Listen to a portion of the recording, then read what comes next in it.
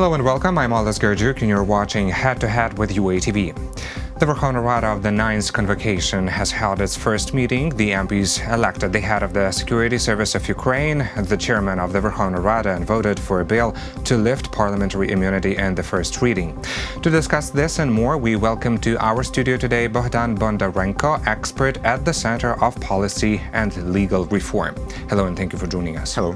So as we know, yesterday the Ukrainian parliament had formed the government of Ukraine, the cabinet of ministers, and we know that the number of ministries is reduced, so 15 ministers plus 2 vice prime ministers instead of 6, as it used to be before. What do you think about this new scheme, and can it be more effective? First of all, that it was the success of the Verkhovna Rada that they appointed all ministers, the prime minister, that the government was formed in the short period of time. Right. The second right one, at the first session, but this is very surprising, like actually. 5-6 hours approximately. So the second one, that in the next government will be only 2 vice ministers without the ministry, except of 6 in the previous government. On my opinion, it's a good idea because there were a lot of vice ministers, but when I cannot say that what were they doing in the previous government. Now it will be better, but I don't know exactly what will be the authority of these 2 prime ministers. So first of all, it will be the minister of cabinet of ministers. It's okay, I know what his duties, but the second one I don't know. And about the ministers and about the amount of ministers in the next cabinet, there are some different points of view. So first of all, that the Minister of Veterans and etc., in my own opinion, it's a good idea to dissolve all these ministers and for the number of the people who are working that.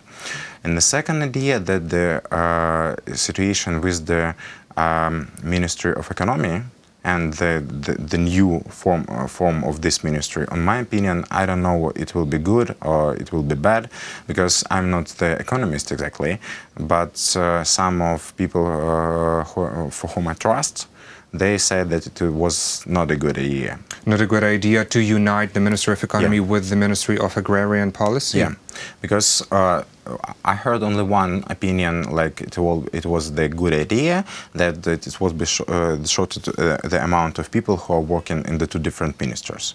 So it will be more or less people who are working, and it's the good idea for the all cabinet of ministers. But in the same time, there is 2 different vectors of the policy.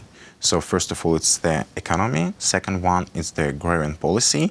And as I remember correctly, the agrarian policy is 42% of our export, of all our export from Ukraine.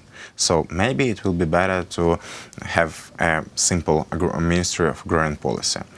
The third idea on the Cabinet of Ministers, I would say that energy and ecology have united also. Yeah, I know about it, but I cannot say nothing about it because I'm also not an expert in this sphere.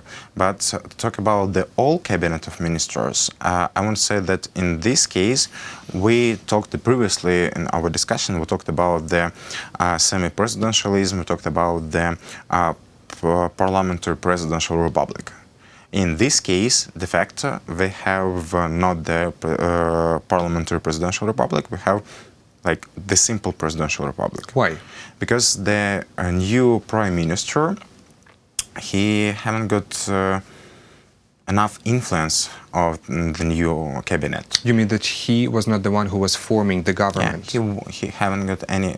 As I understand, maybe some on different ministers he have the simple vote on to the. I think he can say that yeah, this is guy I can work with him, but the really decision was by the president. By the president. Yeah, by the president, and we can say that the presidential faction in the parliament, they have heard about the candidates on these ministers. Like some of them heard about like before the 3-4 hours for voting.